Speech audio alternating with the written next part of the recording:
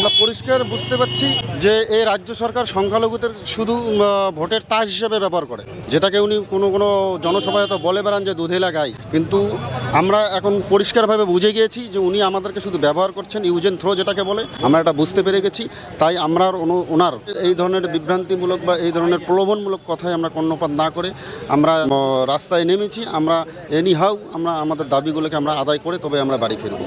কেন আমরা তো অন্যায় কিছু দাবি করছি, যেগুলো ভারতীয় সংবিধানের 30-1 এবং 2 ধারায় যেটা যে অধিকারগুলো আমাদেরকে দেওয়া হচ্ছে, আমরা সেই অধিকারগুলো চাচ্ছি।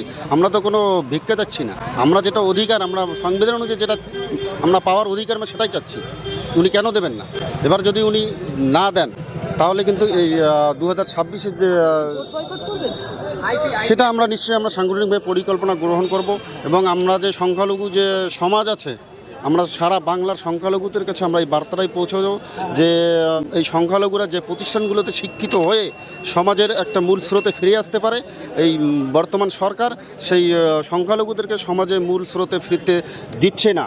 এই বার্তাটা আমরা বাংলার প্রতিটা কোনায় কোনায় আমরা পৌঁছে দেবো এবং আমরা সংখ্যালঘু যারা প্রতিনিধি রয়েছেন আমরা সবাই মিলে বসে আমরা সিদ্ধান্ত নেব যে আগামী দিনে যদি সংখ্যালঘুদের এই দুর্দশাগুলোকে যদি মেটানো না হয় তাহলে আমরা ভোট বয়কট করবো কিনা আমরা নিশ্চয়ই সময়ে সেটা আমরা সিদ্ধান্ত নিয়ে অবশ্যই আমরা আপনাদেরকে জানিয়ে দেবো।